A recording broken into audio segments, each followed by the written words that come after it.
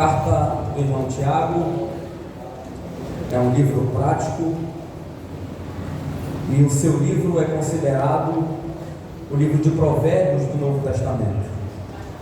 Seus ensinos se assemelham, se conectam e se unem às palavras de Jesus quando ele expressou o Sermão da Montanha no Evangelho de Mateus.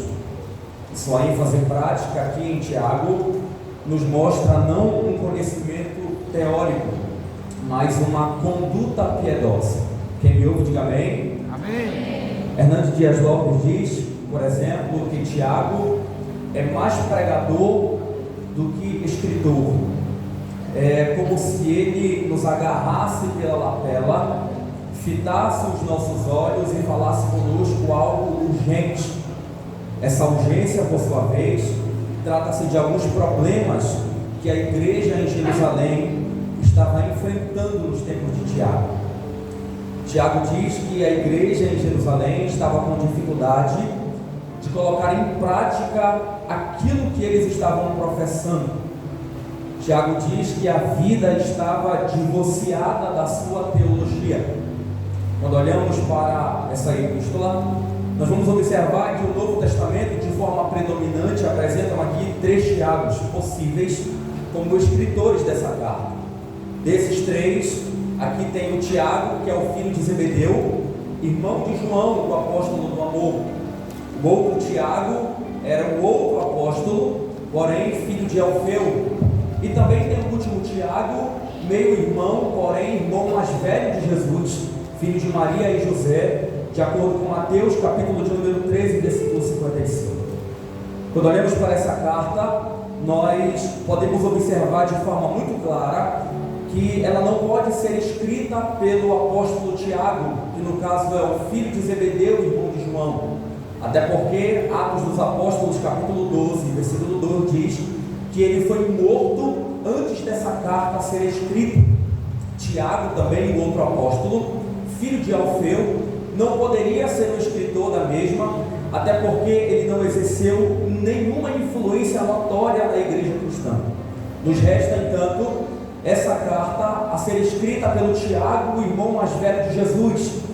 De acordo com o evangelista João, no capítulo de número 7, a partir do versículo de número 2 ao versículo de número 5, quem me ouve, diga amém. Ele diz que no começo Tiago não cria em Jesus, portanto, mais tarde um pouco, ele se torna um proeminente líder na vida da igreja. O apóstolo Paulo, em 1 Coríntios, capítulo de número 15, versículo de número 7, diz que Tiago foi uma das seletas pessoas para quem Cristo apareceu depois da sua ressurreição. Quando nós olhamos também para Atos dos Apóstolos, capítulo de número 1, versículo de número 14, esse Tiago, irmão mais velho de Jesus, estava juntamente com seus irmãos, Maria, sua mãe e os demais apóstolos no Pentecostes, orando e buscando ao Senhor para a promessa do Espírito Santo. Quando nós olhamos Gálatas, capítulo de número 2, versículo de número 9, o apóstolo Paulo chama esse Tiago de o pilar da igreja de Jerusalém. Ainda em Gálatas, só que no capítulo 1, no versículo de número 19, o apóstolo Paulo viu Tiago quando ele foi a Jerusalém depois da sua conversão, bem como também a sua última viagem a Jerusalém, de acordo com Atos dos Apóstolos, capítulo de número 1, versículo 18. Quando olhamos para o escrito de Tiago aqui, do irmão mais velho de Cristo, nós vamos observar que essa carta é dirigida às 12 tribos que estavam na dispersão, ou seja, o que pode se referir aqui eram os crentes judeus que haviam sido espalhados pela perseguição de Herodes Agripa I em 43 depois de Cristo, de acordo com Atos dos Apóstolos, capítulo 12, de 1 a 4. Quando nós olhamos para o motivo dessa carta, ele trata exatamente acerca do tema do culto de hoje. Tiago está tentando resolver alguns problemas por meio dos seus ensinamentos práticos. Ele está instruindo os crentes acerca da obediência. E o que nos chama a atenção aqui é porque ele faz questão de tratar esses problemas e mostrar aos irmãos que há uma necessidade e que há um benefício quando você vive uma vida de obediência ao Senhor. Tiago, por sua vez, escreve para tratar alguns motivos problemáticos que tinha naquela igreja em Jerusalém, onde alguns irmãos estavam passando por duras provações, outros estavam sendo tentados a pecar. Alguns crentes em Jerusalém estavam sendo humilhados pelos ricos, enquanto outros estavam sendo roubados pelos mesmos. Alguns membros da igreja de Tiago estavam buscando posições na igreja, e Tiago trata em sua carta acerca de humildade. Tiago também menciona acerca de alguns irmãos que estavam falhando na conduta cristã. Eles não estavam vivendo aquilo que eles estavam pregando. Tiago, por sua vez, também escreve aqui que alguns irmãos estavam tendo uma certa dificuldade em se tornar piedosos verdadeiramente em Cristo. Não estavam sendo obedientes ao Senhor da forma que deveriam. Estavam mais se parecendo com o mundo do que se parecendo com Cristo. Por isso que no capítulo 4 da sua carta, no versículo de número 4, ele diz: adúlteros e adúlteras, vírgula, não sabeis vós que a amizade com o mundo é inimizade contra Deus? Portanto, qualquer que quiser ser inimigo do mundo constitui-se inimigo de Deus. Perceba que ainda em Jerusalém existiam alguns irmãos que estavam se afastando do Senhor, exatamente porque não obedeciam a Deus e a sua palavra. Havia alguns crentes que estavam com desavença entre outros irmãos, e Tiago menciona o capítulo de número 4, a partir do versículo 11 e do versículo de número 12, quando ele diz: irmãos, não julguem uns aos outros, mas aprendam a viver debaixo dessa lei para que ela seja cumprida na vida de vocês, porque quando vocês julgam uns aos outros, vocês estão quebrando essa lei. Perceba que Tiago, tratando a ideia de obediência e de um caminhar cristão saudável, ele traz uma certa temática para essa epístola. Quem me ouve, diga amém. Amém. Tiago aqui, ele faz questão de apresentar a nós acerca do nascimento, o crescimento e a maturidade do cristão. Vou repetir: Tiago faz questão de mencionar acerca do nascimento, do crescimento e da maturidade do cristão. Tiago é enfático quando ele diz em sua primeira ênfase sobre o novo nascimento, onde ele diz, no capítulo de número 1, do verso de número 13 ao verso de número 19, na parte A, quando ele mostra que, embora a velha natureza permaneça ativa e o velho homem ainda permanecendo presente, mesmo assim, Deus nos trouxe um novo nascimento pela sua palavra. Quando ele diz, de sua própria vontade, gerou-nos pela palavra da verdade, para que fôssemos como as primícias das suas criaturas.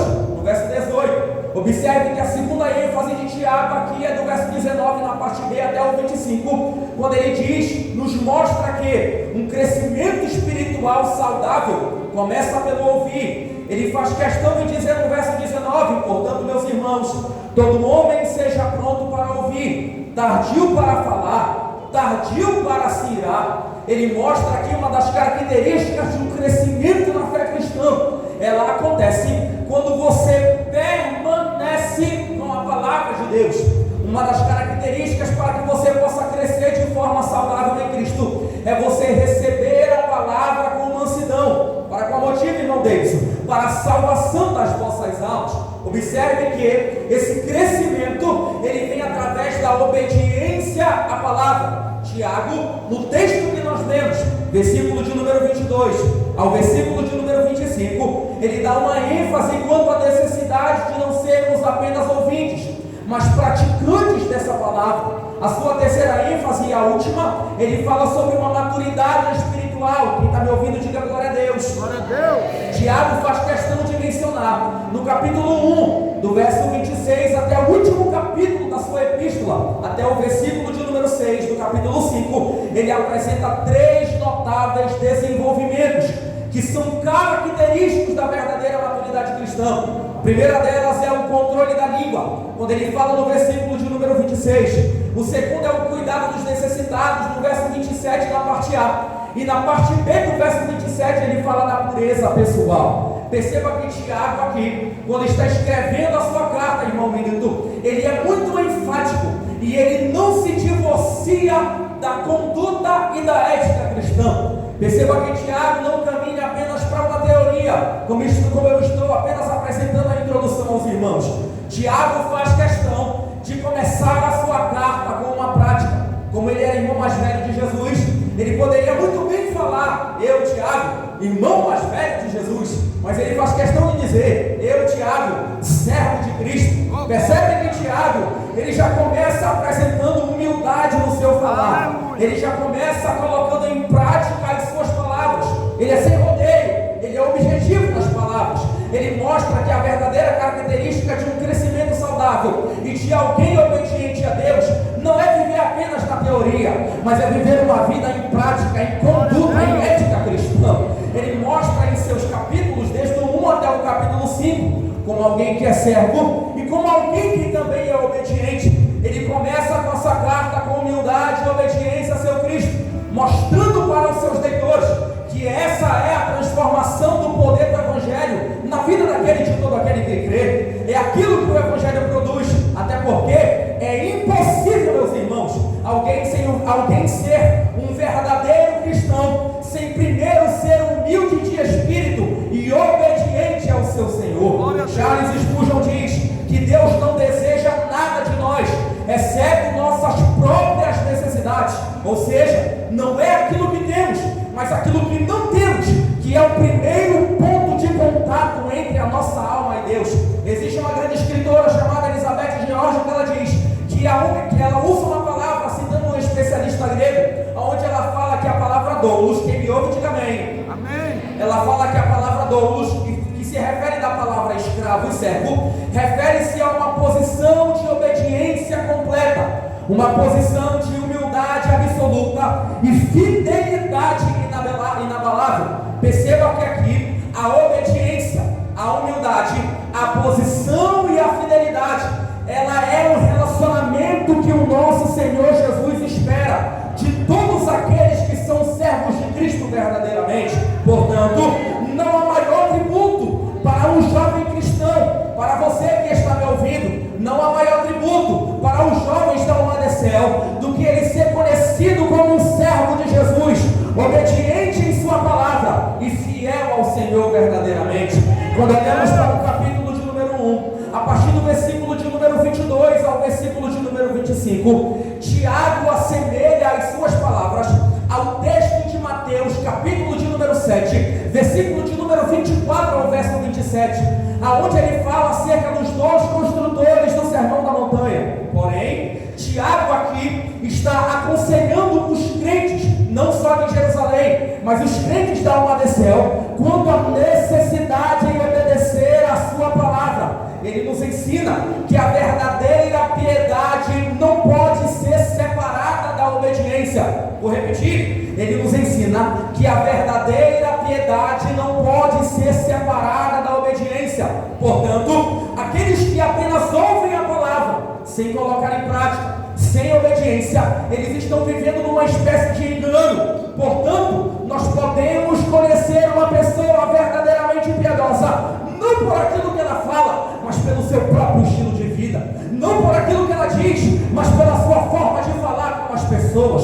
Você conhece uma pessoa piedosa pelas suas atitudes e pelo seu modo de agir. Hernandes Dias Lopes diz que muitos crentes marcam a sua Bíblia, mas a Bíblia não está os marcando. Portanto, se uma pessoa tem a sua língua descontrolada, se uma pessoa é linguaruda, se uma pessoa não consegue se controlar a falar mal da vida dos outros, a falar mal de alguém, ou ela não tem controle sobre si, se explode com muita frequência, isso está comprometendo a sua conduta cristã. Isso está trazendo para nós uma vida de desagrado ao Senhor. Romanos capítulo de número 8, versículo de número 8 diz: portanto, os que estão na carne não podem agradar a Deus. 1 Coríntios capítulo 15, versículo 33 diz: não vos enganeis, as más conversações corrompem os bons costumes. Um crente que não coloca a sua vida cristã em prática através das Escrituras, ele vive em desobediência ao Senhor. Nessa noite, eu estou pregando para um povo que está aqui, que eu tenho certeza que essa semana da juventude não é à toa. Essa semana da juventude, ela está sendo como uma espécie de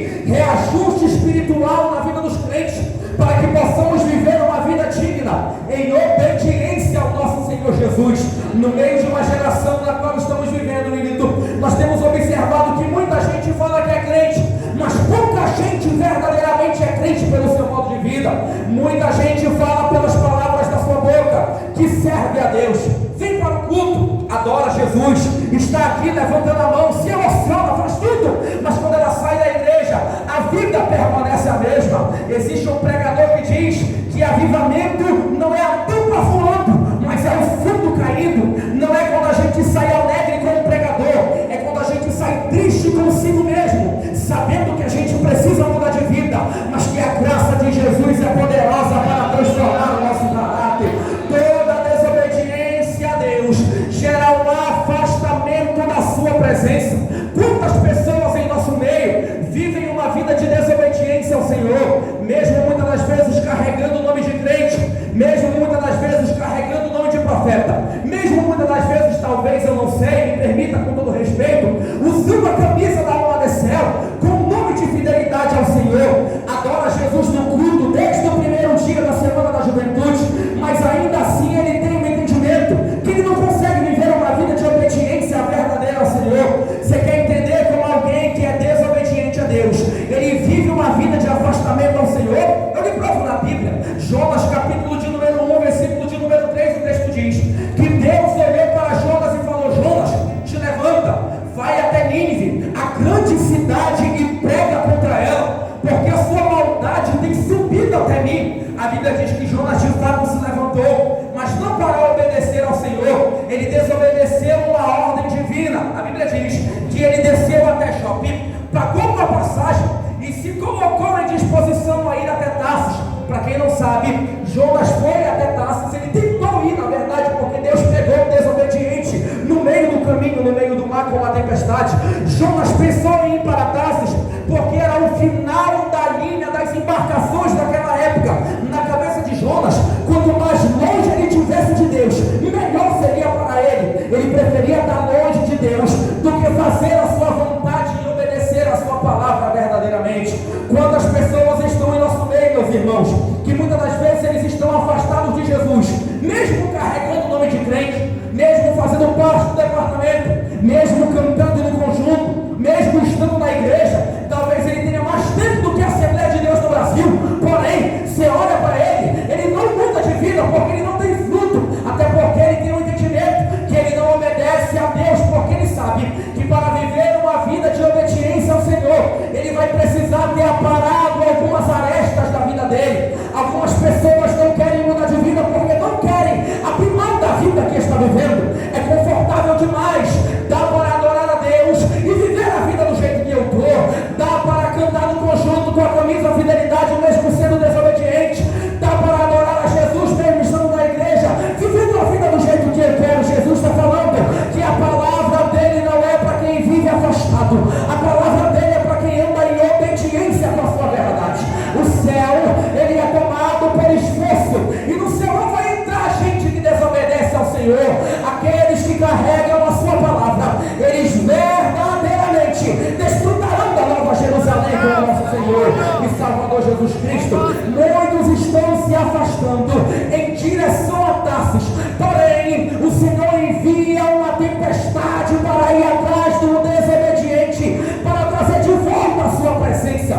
Não é porque Deus não te ama, não é porque Deus te odeia, é porque você está tão longe de Jesus, mesmo estando dentro da igreja, você está tão longe de Jesus, não tem um relacionamento com Ele, que Ele precisa colocar algumas tempestades na nossa vida, para